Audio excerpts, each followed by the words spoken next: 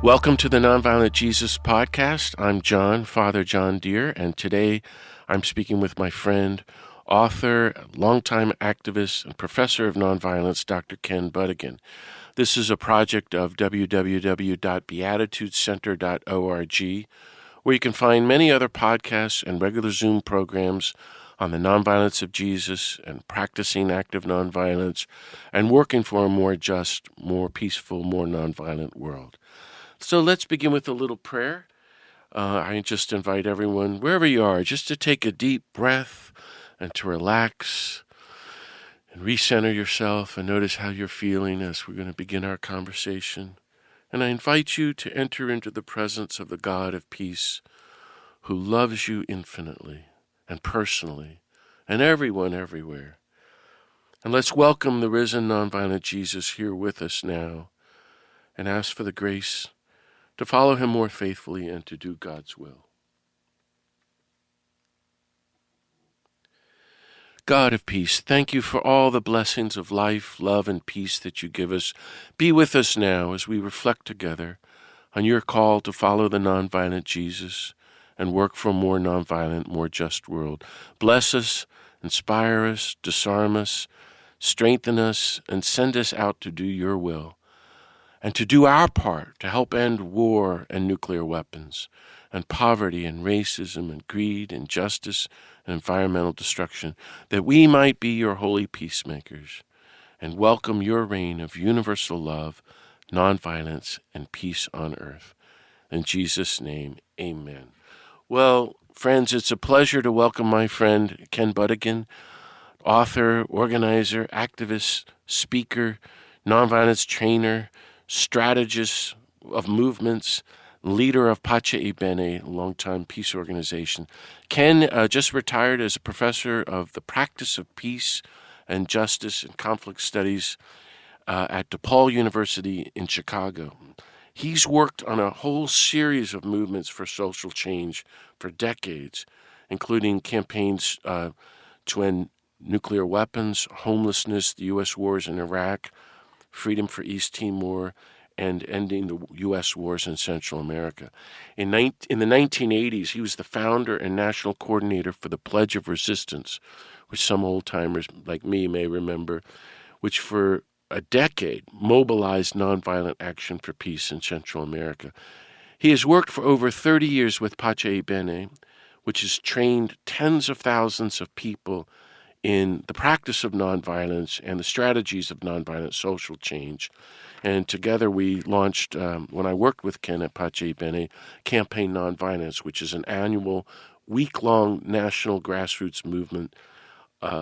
I always joke, Ken, against everything: poverty, war, racism, environmental destruction. Ken serves on the executive committee of Pax Christi International's Catholic Nonviolence Initiative, and he's been a global leader working with the Vatican really regularly, right up till today, to promote gospel nonviolence in literally around the world through the Catholic Church.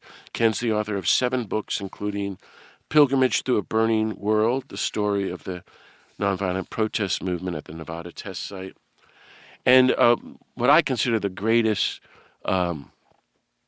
practical program, like a how-to manual of nonviolence called From Violence to Wholeness, which you can get if you go to the CampaignNonviolence.org website. He lives in Chicago with his wife Cynthia and daughter Leah. Ken Butigan, welcome to the Nonviolent Jesus podcast. Thank you so much, John. So, Thank you so much. My pleasure to have you here. And there's so much I want to talk about. I want everyone to know your stories. So let's start from the beginning. And in our allotted time we have, I'd just like to ask you to walk through briefly really the great moments of your journey as a peacemaker in the United States over the course of your life as a follower of the nonviolent Jesus. And let's start with how it all began. You know, I've heard your stories so many times, but they're always interesting to me, from being a college student at San Diego USD to going to Oxford and finally going to, almost like a pilgrimage, Ken, to New York City on meeting Daniel Berrigan and asking for his advice. So how did you get started? Tell me your journey to nonviolence. Thank you so much, John, for having me aboard. It's really exciting to be in a conversation about the nonviolent Jesus. As somebody who grew up in the Catholic Church, I don't think I ever heard the word nonviolence ever in grade school, in high school, or in college. All of these were Catholic institutions. And I distinctly remember wondering about that. Where is nonviolence in the Catholic Church?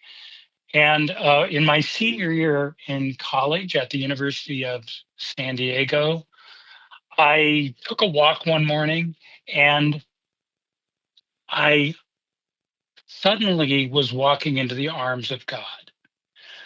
It was not something I had expected, but every step I took was deeper and deeper into the loving arms of God, and it blew me away and it changed my life.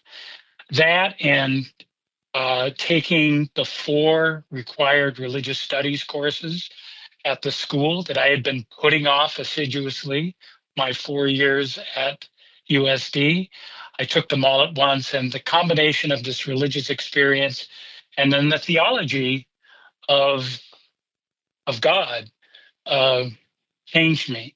And so I decided, rather than perhaps becoming a professor of art history, I thought about that, the possibility of becoming a lawyer. I decided that I wanted to put God at the center of my life. And that meant going and studying more about God. And that brought me to the Jesuit School of Theology in Berkeley way back in 1977. And then I began to go on that journey. In preparing for this conversation, I went back to those days in my mind, and I realized that at one point, even though I wasn't particularly political, my family hadn't been political, I wasn't politicized. I did read in the paper that the uh, University of California Board of Trustees was going to be meeting in San Francisco, across the water from Berkeley, where I was, and deciding on continuing to manage the 2 top nuclear weapons laboratories in the United States, Los Alamos and Lawrence Livermore National Laboratory. And I heard that there was going to be, read that there was going to be a little demonstration. I'm not sure what prompted me. I guess I would say it was the Holy Spirit to get on a bus to go over and to join this particular event. I arrived there thinking there'd be thousands of people. There were just a handful. I got there. I said, I'm here for the demonstration. They said, oh, well, go in that room over there. So I did. And I said, what's going to happen there? They said, you're going to have a nonviolence training. And I said, what's that? And they said, oh, that prepares you to do this event. And I said, oh, okay, that's what I'm here for. So I went in and I met for the first time in my life Chet Myers, who's a friend of John Deere's as well, who is a scholar, but that day he was leading this nonviolence training. It was a down and dirty 1 hour nonviolence training, preparing us to take this action. So we did that for an hour, and then I came out with my little toolbox on nonviolence, and they said, okay, what we're going to do is we're going to all lie down in front of the doors where the members of the Board of Trustees who are voting on this have to come out and see you lying there as if you were, I guess, in a nuclear war. I didn't know the term die-in those days, but that's what it was. So I said, oh, okay. And they said, and you may be arrested. And I said, oh, okay. Well, I just got this training. So anyway, we laid down. Governor Jerry Brown was the first to walk out, and then a number of other of the board members, and they had to walk over us. We were not arrested. I got up and dusted myself off and went home. I really didn't do anything around these like this for a couple of years, but it got me thinking about nuclear weapons, and that led me to a book project at a Center for Ethics and Social Policy, where I was doing some work study job, and I proposed that I edit a book on the environmental, political, psychological, social, financial consequences of the arms race. And so they agreed to this proposal. So I started working on that. Then after a while, I decided I needed to go get more research done. So that took me to the East Coast. And I went from university to university and think tank to think tank. And like I said, I wasn't particularly political in those days, but I was pretty distressed that nobody could see a way forward to nuclear disarmament. Everybody thought that was just the way it was going to be. And what we should do is not only increase nuclear weapons, but also conventional weapons. So finally, after being in Washington and then Philadelphia, I arrived in New York, and I was pretty distressed by this whole thing. So before I left Berkeley, I was told, well, if you get to New York, go see Daniel Berrigan. I think he'll be interested in your project. So they give me his phone number. I fished it out of my pocket, and I called him up, and I said, Father Berrigan, you don't know me, but I need some spiritual counseling on nuclear weapons. And he happened to be in town. He invited me to his apartment up in the upper wilds of Manhattan. And I spent a life-changing 3 hours with him. It's rather like when somebody on their hands and knees go up to the top of the Himalayas to the cave and finds the guru there who transmits a whole culture and tradition in the space of 3 hours. I was totally blown away. Dan was facing 10 years in federal prison, and I said to him, look, I'm going back to the West Coast. What can I do for you? And he looked me straight in the eyes and he said, don't do anything for me. Find some people you can pray with and march with. And in my mind, I said, Dan, you've got this all wrong. You're the activist. I'm the academic. You're the activist. I'm the academic. But, for the next several months, that phrase kept going through my right brain. Find some people you can pray with and march with. And you know what? I did. And I've been at it ever since. Oh, that's such a great story. I love hearing that. As many know, that I did the same thing when I first met Dan. And I've been thinking about it with your story because I wanted to ask him the meaning of life. And I finally was really scared, 21-year-old. And I said, and a young Jesuit novice, I'm sitting at his feet practically in his apartment. I said, so, Dan, what's the point of all this? What do I have to do? And he said, all you have to do is make your story fit into the story of Jesus. And it was life-changing for me, Ken. It was getting a word way better than anything I could have imagined from the guru. And when I think of your life journey, I think that's what you did. Maybe unconsciously, we're all learning that to try to fit your story into the story of the nonviolent Jesus. And what you ended up doing in the 1980s is, I was telling my friends here at the recording studio that it's hard to even grasp what you did, Ken, and people won't believe it now, given everything we've done. But if you can briefly walk us through the story of the Pledge of Resistance and how you helped, we now know, prevent the Reagan administration from a full-on invasion of Nicaragua. Thanks, John. Before I tell the story, I will just say to all of us, we are all capable of changing the world. All of us. All of us are, as John Deere sometimes says, we're all like little hobbits running around, but we all have this power. And so I just invite all of us, especially at this historical crisis that we're in, to realize we all have this power. But what happened with me was I did take Dan Berrigan's command, his marching orders, seriously. I found some people to march with and pray with. And that turned out to be this group of seminarians at the Graduate Theological Union. We formed a little group we called an affinity group. We had affinity because we were students. An affinity group called Spirit Affinity Group, which was based in gospel nonviolence. And there we did for 2 years. I basically just put my graduate program on hold, and we did one wacky nonviolent action after another about nuclear weapons, but also what was going on in places like El Salvador.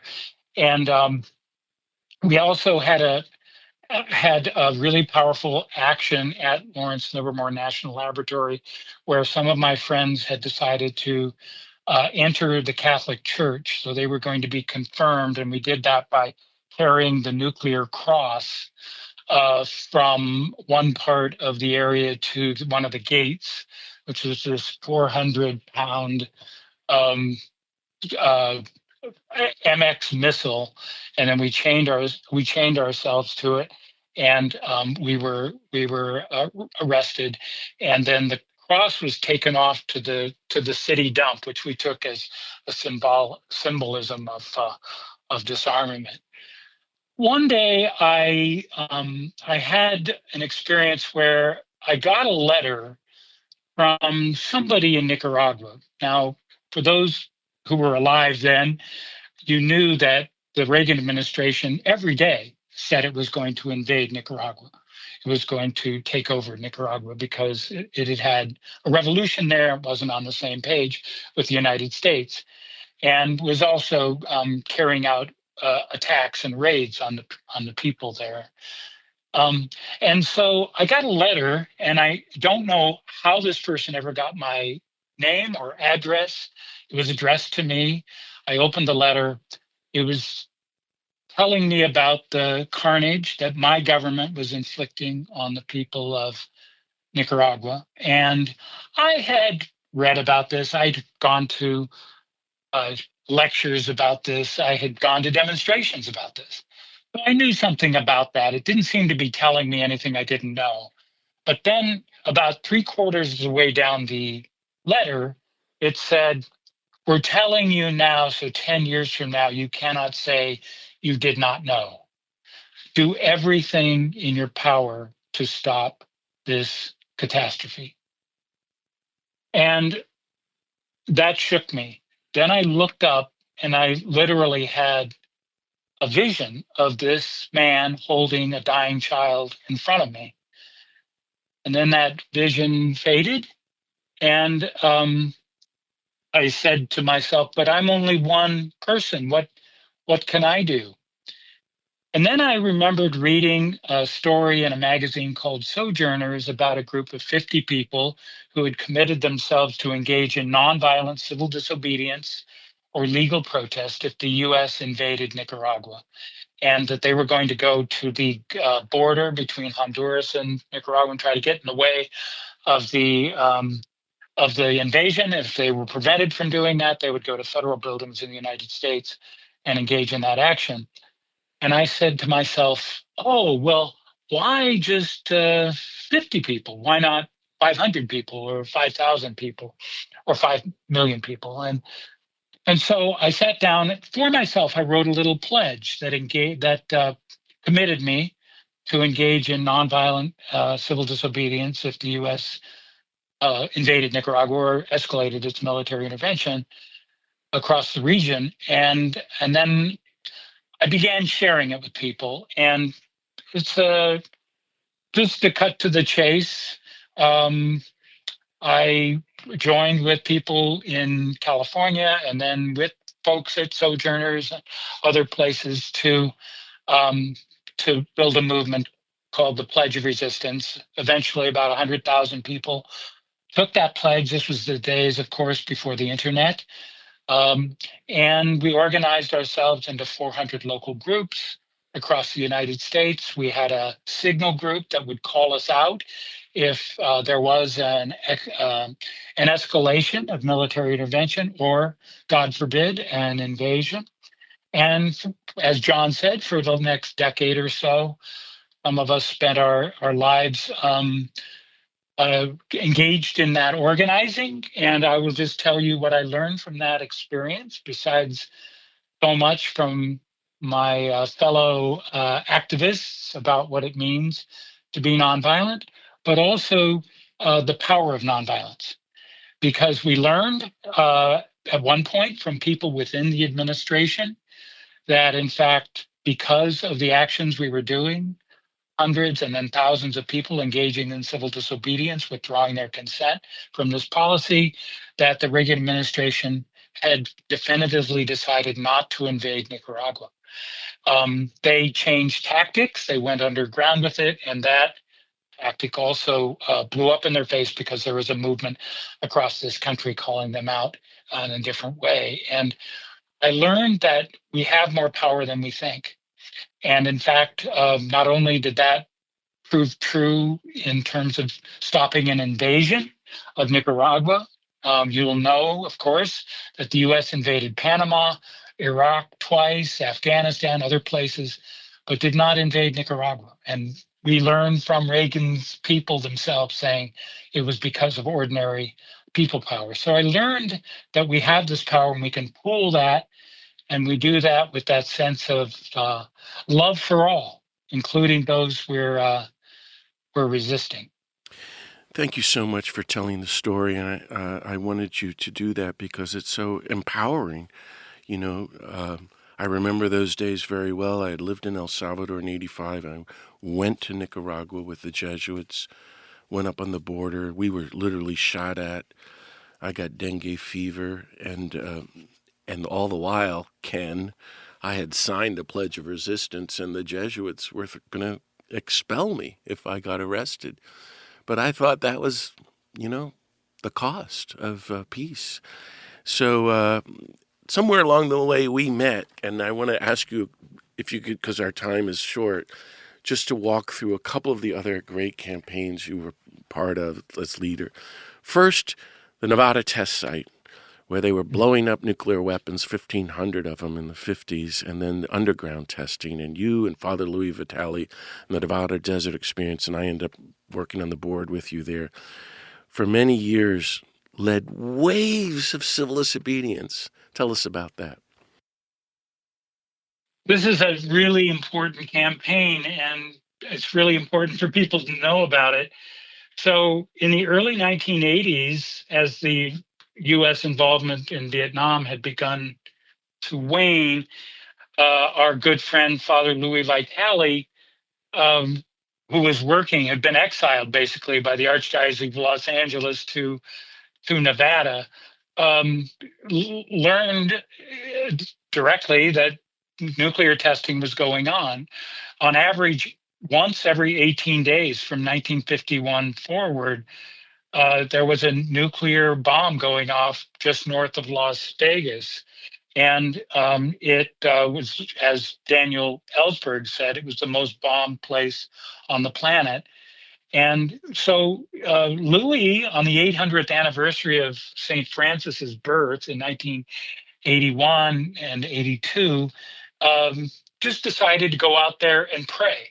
And so a few Franciscans, lay people, priests, sisters, went out and began praying. And then eventually they started a 40-day event called the Lenten Desert Experience. And then that morphed into an ongoing campaign with the audacious idea of ending nuclear testing, not just in Nevada, but worldwide. And that went on for a decade. And in fact, just to make it clear, that movement brought people from around the world, around the country and around the world. And then those people would go home and work on their own test sites. So that by 1993, there was enough people power generated to get an international comprehensive test ban treaty promulgated and signed by 154 nations. The United States actually signed it, didn't ratify it, still hasn't ratified it, but has lived according to it. Even under the first and now the second Bush administration has gone with a moratorium on nuclear testing. And this is huge. And I just think we have more power than we think. And we see this in the case of this really, really important campaign that we need to celebrate and build on.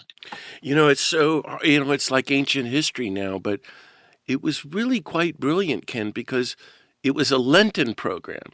And what happened was parishes, ordinary church people would plan every year, okay, so next Lent, I'm going to go out to Las Vegas for the weekend retreat. And then it just became this, I called it Civil Disobedience 101, basic choreography. You'd have a wonderful retreat, meet hundreds of people from all over the country.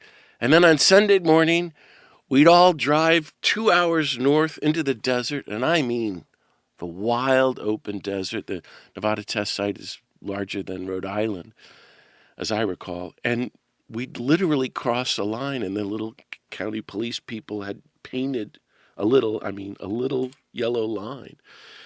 And 25,000 people were arrested over the years there, and it became, I think, a Gandhian level satyagraha campaign. Don't you, Ken? And it's hard to replicate anything, but it was just one of the great experiences of our lives. So thank you for sharing that. Yeah, if people are interested, I wrote a study about this called Pilgrimage to a Burning World, and published by New York University Press, because it was a deeply spiritual and sacred experience across many different traditions, as well as a very savvy strategic campaign, and tried to capture that in that book. Yeah, great book. So all this time, we're now in the 90s and the 2000s, and you're getting a PhD, and you eventually settle into teaching at DePaul in Chicago. But we had the first Iraq War, which you and I were organizing. It seemed to me like a demonstration every day in January, February, and March 1991. And then the second Iraq War in March 2003, which we have no idea how many people died, but the number I've settled on is that we killed 1.4 million Iraqis over all those years. And it's hard for people to imagine now. Again, it seems like ancient history, and this is, again, asking you to briefly talk about the Declaration of Peace campaign. We were doing nonstop action, folks. Ken and I were in and out of jail and all. But Ken is always going, well, I got to change the country. I'm going, Oh, well, good luck with that. And then so 2003, George W. Bush, there's weapons of mass destruction in Iraq, and we got to go there, and he's following up on 9/11 while bombing Afghanistan. And then Kerry ran against George W. Bush, and the whole country is supporting Bush and the war. The polls were like 80%. And Ken says, we're going to call for the whole country, the movement, to go to every local congressional district and sit in and say, stop the war on Iraq. And you called it Declaration of Peace. And it practically changed my life, because I organized a civil disobedience action in New Mexico and faced a hard year in prison for that. You really had a huge effect on the whole country, Ken. Tell us about the Declaration of Peace. So we had heard that the midterm elections were coming up, and those running those campaigns said there is going to be no discussion by the Democrats about the war in Iraq. That is a non-starter. We're not going to win on that. So people like Rahm Emanuel and Nancy Pelosi and Harry Reid decided there's not going to be any discussion about that. We had decided that there should be a discussion, but also action. And so we, inspired by our friend Michael Nagler, who sent me an email on Christmas Day 2005, the idea set a deadline for the US to be out of Iraq. It had already been 3 years.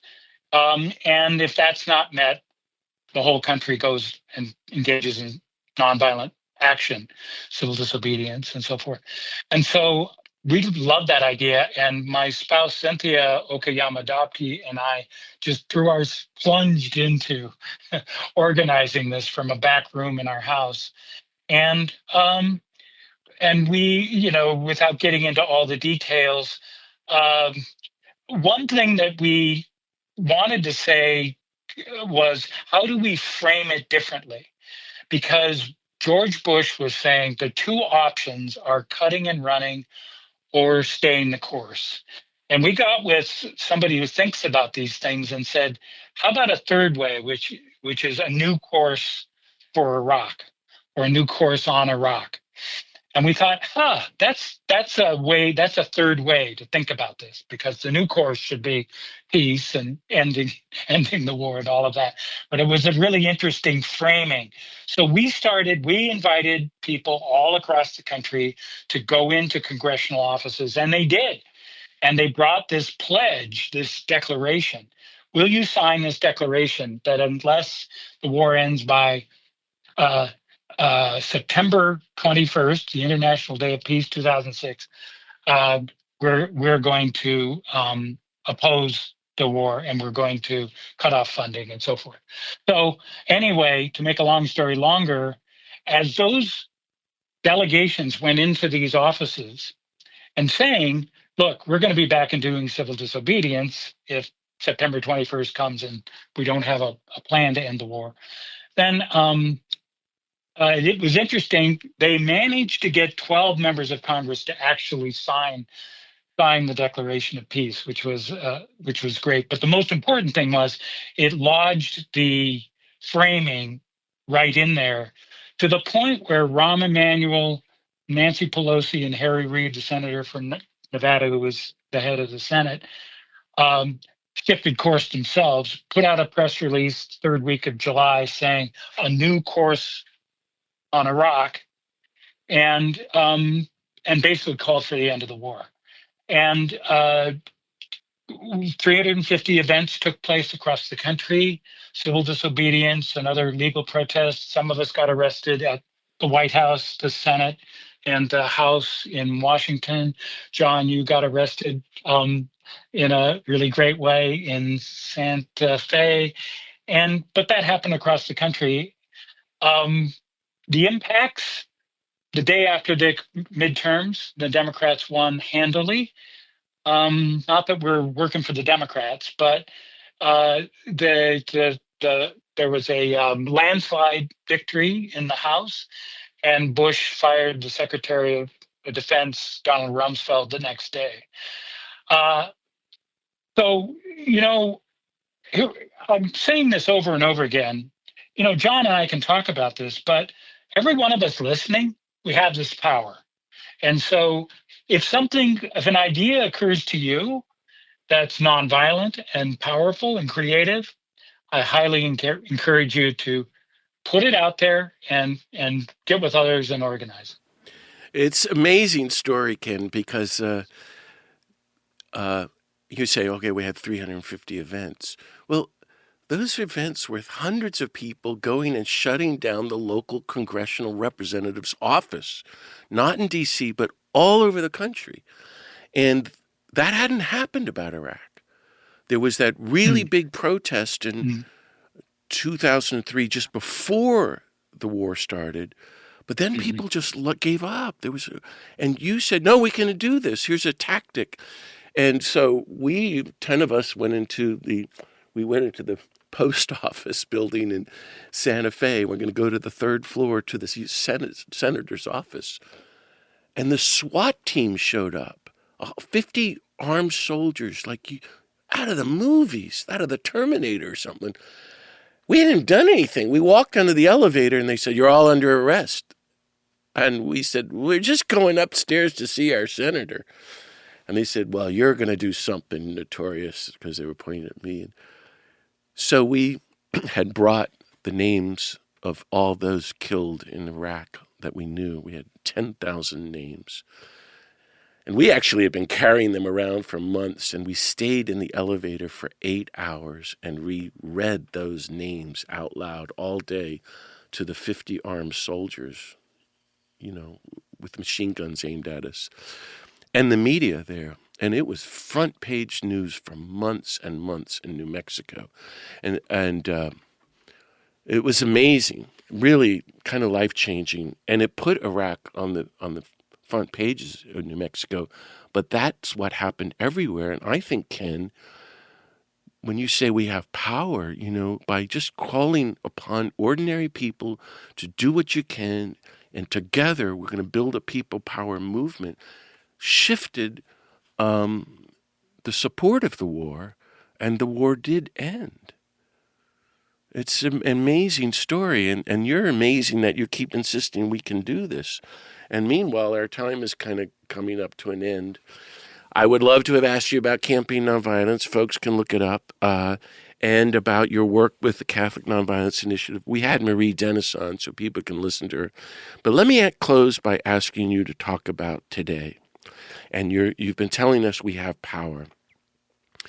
And your own journey as a follower of the nonviolent Jesus and a peacemaker. Here we're now, as you said to me on the phone last week, we're in this liminal space of just unprecedented global crisis and national collapse, but it's also an opportunity. So what advice or suggestions do you have for your listeners here about going forward on their own journey as peacemakers? We are at a crossroads, and we have the choice, as Dr. King said, between nonviolence or non-existence. And we're at that crossroads. And as Pope Francis said, when he quoted King, he said, now the choice is up to us. This is a critical, hellacious moment. I want to think of it in this way. I would say we've been getting our training for this moment. All these things we've talked about on this call, or all the things you've done, John, in your life, which has been amazing and so varied and so powerful. I want to submit that those have been our training for this moment. And we do not know how this moment is going to go. I do know we have more power than we think. So one initiative that I'm engaged with, there are two things. One, at Pace Bene, our good friend Rivera's son is organizing Rise and Shine, which every week puts out resources for all of us for dealing with the tsunami that's emanating from the Oval Office. So please go get those every week from Rivera on the Pace Bene Campaign Nonviolence website. A significant campaign right now is 1 Million Rising. And this is an initiative that emerged out of the No Kings demonstrations June 14th. Some of us had the privilege to be part of. Huge march in Chicago, but all over the country. And also Indivisible. And they've kind of put their power together and invited people to imagine 1 million people rising up in non-cooperation with the what I call the movement of movements, the sector of sectors, the campaign of campaigns, to say we withdraw our consent nonviolently in all sorts of ways. Now, what they're doing, they had 130,000 people 2 weeks ago attend or listen after the fact to a webinar that our good friends Maria Stephan and Daniel Hunter and others organized. I highly recommend go find 1 Million Rising, watch that video. There's the second installment of this is happening on July 30th. Wednesday, July 30th. Depending on when you're hearing this, it may have already happened. I highly recommend you go watch that. What they're asking people to do is, unlike what we did in COVID, we get together in our living rooms and form groups of non-cooperators, sharing your concerns about the moment and then how we're going to take action in lots of ways to say, I'm withdrawing my consent. And they have a really great, powerful message that says, as I've been saying ad nauseum on this call, we have more power than we think, and we can pool that power to withdraw what's called the pillars of support that keep the current outrages going. We can all be part of that. I think that's going to be very, very important. So we need each other. We need to be rooted in prayer. We need to follow the nonviolent Jesus even through this moment. We need to read the books of John Deere.